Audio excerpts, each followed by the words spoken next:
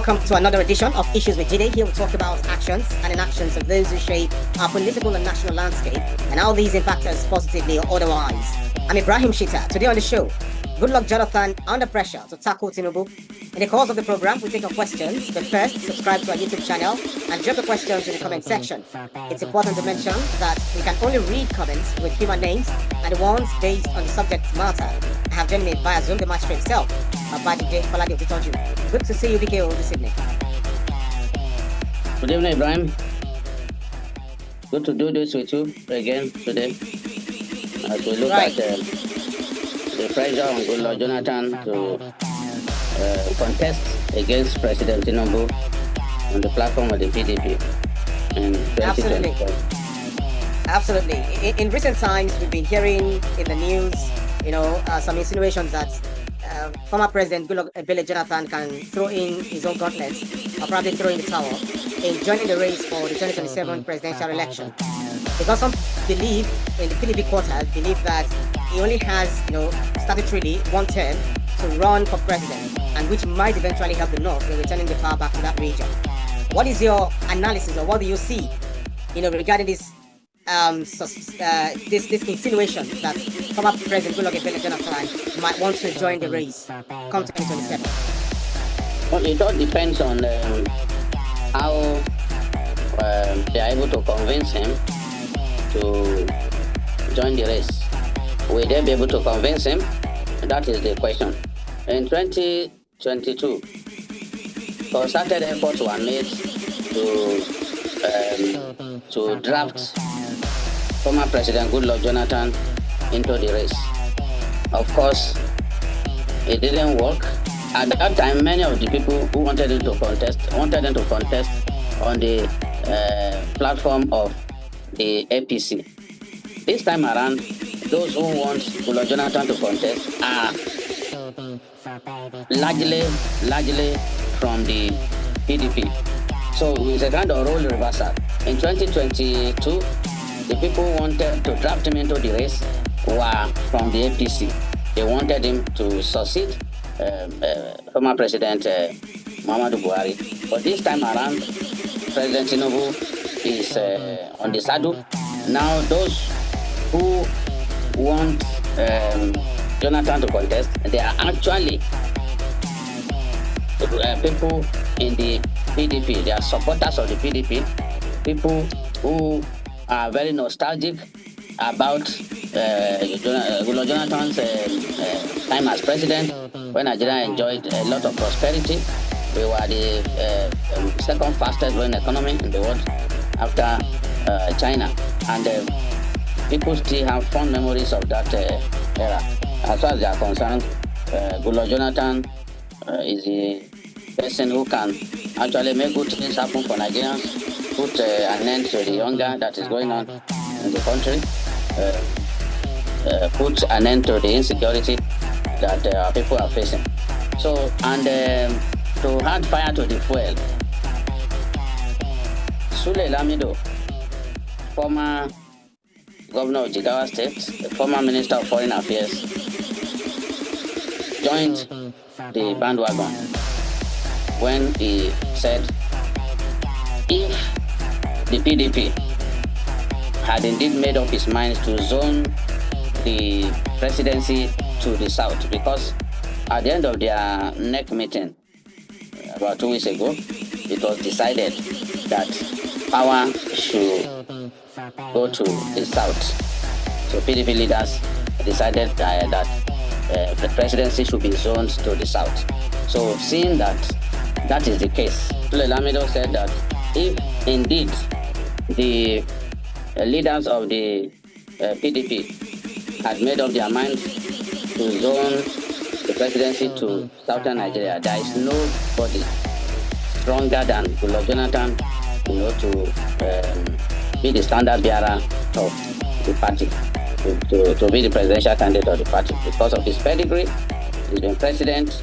Even if some of them have been governors or ministers, there is no one with Goodluck Jonathan's pedigree, because he was president for 6 years.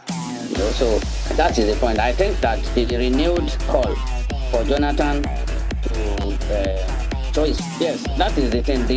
the decision of the neck of the PDP to zone the presidency to southern Nigeria has now reinforced agitation for Goodluck Jonathan to throw his hat in the ring and contest the presidency against Bola Ahmed Tinubu.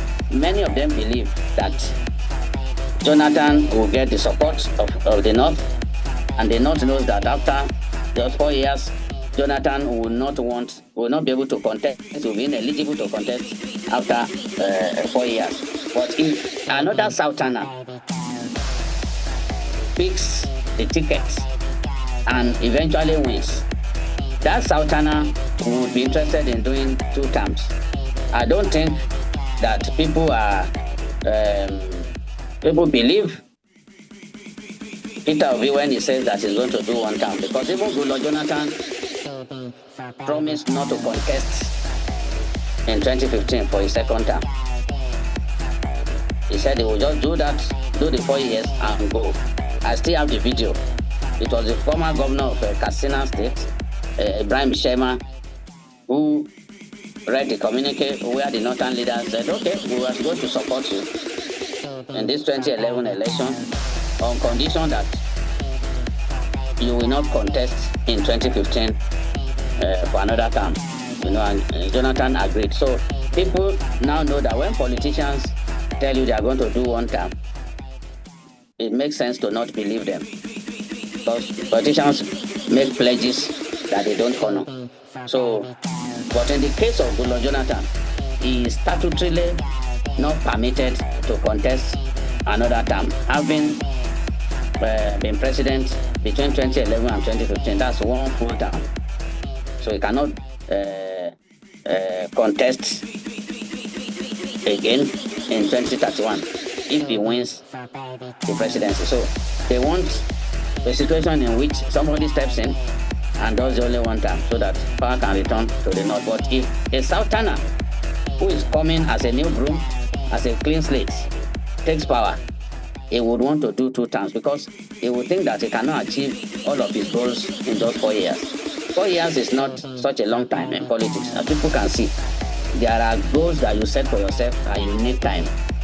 For example, you cannot finish the Badagry Sokoto Expressway within 2 years. You cannot finish the Lagos Calabar Coastal Road within 2 years. You need time. You need time for these things for these projects to be put to bed. So that is the thing. So it has an advantage, and that's why people are saying that the North will be willing to give him that chance. They've worked with him before. They know that he's a listener, and he had a good record. He had a good record as president. So this is the issue. But also that there are those who continue to argue that he does not have the constitutional power to contest again. This issue has been there. In 2015, the matter had to go to court, and the courts, as well as the Court of Appeal, permitted Goodluck Jonathan to contest in that election. The Court of Appeal verdict was not countermanded by the highest court in the land. So as far as lawyers are concerned, a good number of lawyers, Goodluck Jonathan is permitted to contest the presidential election if he wants to contest, and that there is no law banning him. The 2018 law that people refer to, that is the amendment, the 16th amendment to the Act, which is section 133, section 3, says a person who was sworn in as president to complete the term for which another person was elected as president will not be elected for such office for more than a single term. Now, somebody like the governor of Ondo State cannot contest for another term. He cannot contest for another term as governor because he completed Akredolu's first term, and then he came in. So he's only going to do one term. Was elected, and he was elected for one term only. It's not permitted to do it, to contest again. Falana had argued back then that Jonathan will spend cumulatively 9 years in office if he were permitted to contest again, arguing that a person is constitutionally empowered or permitted to spend just 8 years in office. You know? So, but this Section 137 of Section 3 that some of these people are relying on was signed into law in 2018, 3 years after Jonathan left office. So naturally, it is not expected that that particular alteration to the Constitution will be.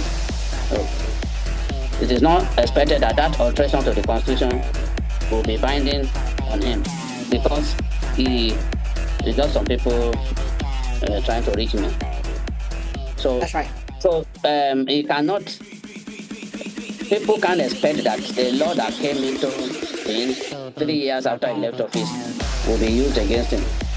And of course, there is a federal high court ruling obtained by Utah State, you know, in the days leading to the 2023 presidential election, which has not been set aside by any court.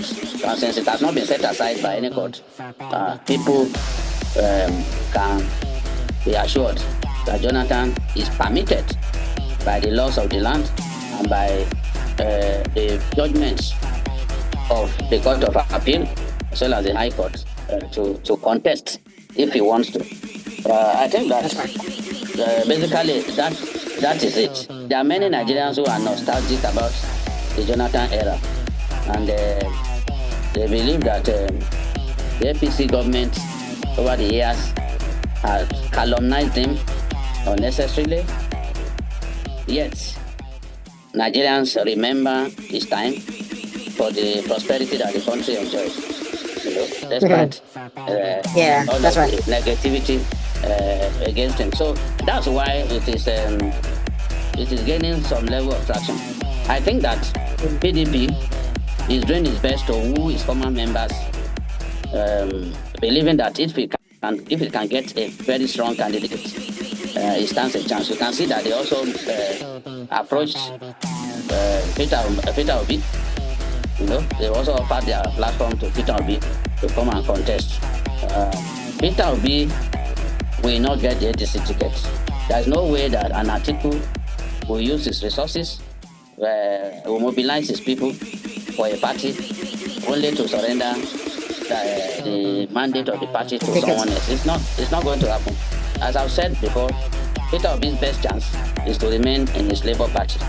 And from what happened in the course of the week, just as I predicted, ultimately the mainstream Labour Party, the faction that has most of the mainstream of Labour Party is the faction that is most likely going to be recognized by INEC and even the courts. And if that happens, then Obi will have no rival in the real sense of it for the ticket of the party, because Obi is not going to find it comfortable contesting the primaries of the party against maybe some people who have capacity to spend millions of dollars that he is not known to want to do. All right, Biko, now let's look at some of the comments before I take my next question. So Adele B. Walker says, Jonathan may not be perfect, but his calm leadership style is exactly what Nigeria needs right now. We're tired of the constant political heat. Tunde Balogo says, we can't keep recycling leaders. Jonathan already had his chance and left us with security and corruption problems. Abiba Yusuf says, dragging Jonathan back into politics feels like desperation. Nigeria needs fresh hands and new ideas. Emeka Ume says, the numbers don't lie. Unless Jonathan can capture a clear northern voting bloc, it's a dead end. Tinubu's incumbency advantage is huge. Kingsley Ajayi says, now wow, so Jonathan is like that old player the coach calls back from retirement to save the match. Hope he's been training. Now Blessing 18 says, if Jonathan comes back, I'll finally dust off my old transformation agenda t-shirt. And Ayo Folashade says, politics in Nigeria is like Nollywood. No character ever truly leaves the movie. These are quite witty comments. Musad Lawal says, if he can unite the North and South, he stands a real chance, but he must start early and not wait until the last minute.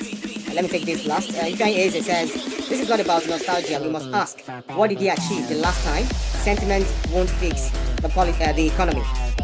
Okay, so PK, Jonathan's presidency carries baggage. Talk about accusations about governance, security lapses, and corruption scandals that opponents frequently cite. So how much political damage from past controversies still sticks to Jonathan in voters' minds, and can messaging or time erase it? And that's on the one hand. And on the other hand, because of our time, I just wanted to take these two together. Political organizers want that a Jonathan comeback could split non-APC opposition votes. We're talking about Labour Party, other southern candidates. So could his entry actually help President Tinubu by fragmenting the anti-incumbent coalition? Two questions because of our time. Yes, it's the coming into the race will help Tinubu, as long as the opposition doesn't rally around a strong candidate. Tinubu will win the election just the same way he won that last time. I've said it before, I'm somebody who believes in crunching numbers. I don't believe in sentiments. If the opposition had been together in 2023, they would have recorded about 14 million votes. And with 14 million votes, to Tinubu's less than 9 million votes, that's a big landslide. That's a big landslide. The people talk about, the election was rigged, it's the worst election in history, and all that. People didn't see 1983 election. Talking about one election has been the worst in Nigerian history. What they failed to realize was that the reason Tinubu won that election was because some people left the PDP and decided to work against it. Look at Kwankwaso, for example, was in the PDP. They had their regional elections and all that, and over the choice of a vice president Northwest, he first lighted and he left the party.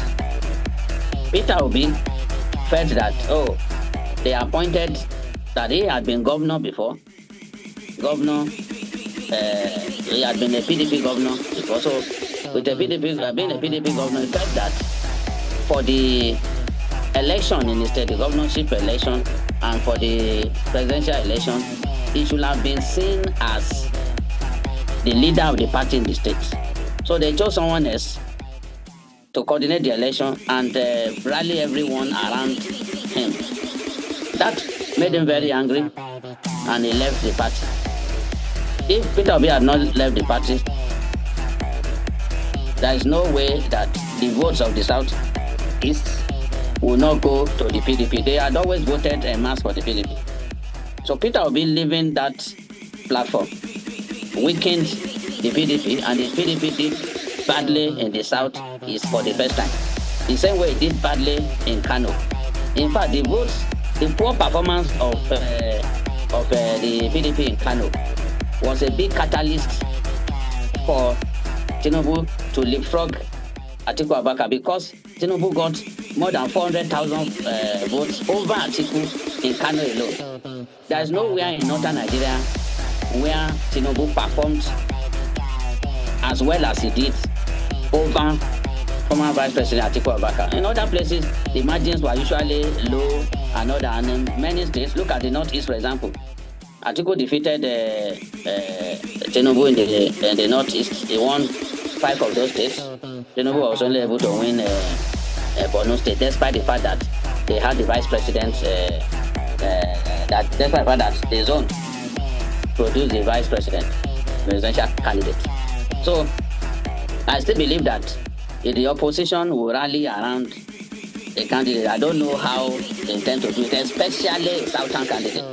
And when I say especially, I can say straight away that rallying around a southern candidate, guaranteeing that southern candidate the support of the North, is one way to defeat the ruling party. So what I'm saying is, a very strong candidate from southern Nigeria, if he gets the support of the North, And it's not going to be funny. It's not going to be easy for President Tinubu. So the other part of your question, what was the second part? Yeah, the second part of the question is just a moment, please. Trying to sort some things here. Okay, the other part of the question is talking about Jonathan's baggage. Accusations about governance, security lapses, and corruption scandal, okay. Including that of the NNPC, financial scandal, It's true. security criticisms, and all of that. Yeah, it's true. During his time, insecurity. So I want to know whether this still sticks. Yeah, I want to know whether it still sticks, to Jonathan in voters' minds, or can messaging or time erase it? No. Let me confess to you. The voters, corruption is not a big factor. By the time we get to 2027, corruption may not even be a factor in the election at all. More and more Nigerians are concerned about their well-being. They are concerned about hunger. I can tell you that the most popular word in Nigeria today is the word hardship. Hardship, hunger, those two words, they are the most popular words in Nigeria today. If you campaign, you are promising people you build roads for them, you are promising people you fight corruption, people are not bothered. The economy is the first issue on people's minds, is the second issue on their minds, is the third issue on their minds. Today, even when the FCC talks about the convictions that they are secured and the mind-boggling money that people like the former CBN governor are being tried for, Nigerians are not bothered. Honestly, they don't really care. They're not bothered. They're not alarmed. It's like corruption no longer triggers the emotion of Nigerians. What they are concerned about is, look, rising food prices, the cost of living crisis, those are the things that bother people. And because that is the most dominant problem that we face now, people readily point to the Jonathan era when they didn't face this kind of hardship. You don't remember all of those stories of corruption and billions of dollars stolen through, I think it was the former CBN governor, Sanusi, that claimed that $20 billion. He first said $50-something billion. When he had to sit in front of Kojo Iweala, he could not defend the humongous figure that he was banding about. Later on, he reduced what he said to 20 billion. Somebody who was talking about more than 50 billion coming back to say, okay, it is actually 20 billion. And when the government even set up an audit panel when they commissioned an audit team, PricewaterhouseCoopers, it was only $1.5 billion that they could not account for. So it would seem to people that the former CBN governor Sanusi lied big time. There was nobody could have stolen that kind of money, 50-something billion dollars, and then $20 billion. All of those things he couldn't prove in the Senate. They couldn't prove it. So, and I'm sure many Nigerians remember that when he had to confront Okojo Iweala, he could not prove that kind of money was stolen. But Jonathan was demarcated all the same at that time. But I can tell you now that if you bring up the issue of corruption, Nigerians see politicians as basically the same thing.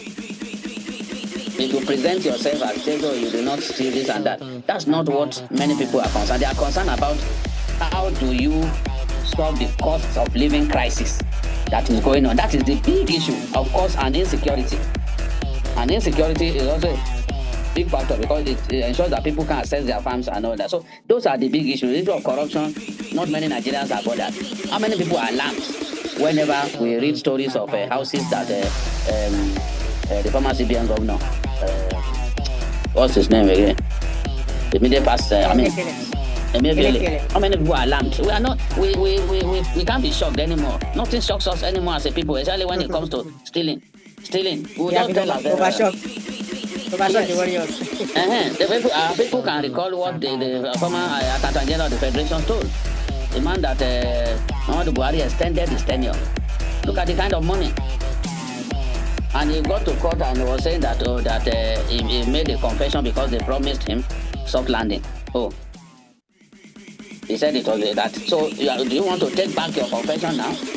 Now that you can see that you are facing trial or what? No, it's ridiculous. So issues of corruption, no. People will not hold that against Goodluck Jonathan this time around. I can tell you. Because one, some of those issues were not even conclusively proved. Where is the former NSA today? The man is free. He's free. He's been walking around free. So and some of those issues, the theft of billions of naira meant to buy weapons. How many of those issues are still being discussed today? Nigerians have simply forgotten. They've moved on. So corruption is not so big. It's not so big an issue in our country now that you can now use against a candidate. People want to eat. People want the cost of living crisis addressed. And if you can promise people that you address and they can see clearly that you have what it takes to solve that problem, honestly, you are going to get their support. All right, we'll see what happens, in the build up to the 2027 general election. That's our show for today's edition of Issues with Jide. Special thanks to you, Babajide Falade, for those insightful analysis as always. Thank you, Ibrahim. Thank you, our esteemed viewers. We appreciate your loyalty, your patronage. And we'll be here again next week to do this together. Right. And thanks to you too, our audience, for keeping our company on every edition. You can see the program again anytime by subscribing to our YouTube channel, TVC News Nigeria. Click on the subscribe button to get the latest information. You can also follow us on our social media platforms at TVC News NG and also at Ibrahim_Shita. On behalf of the rest of the team, I'm Ibrahim Shita. See you again next edition. Bye for now.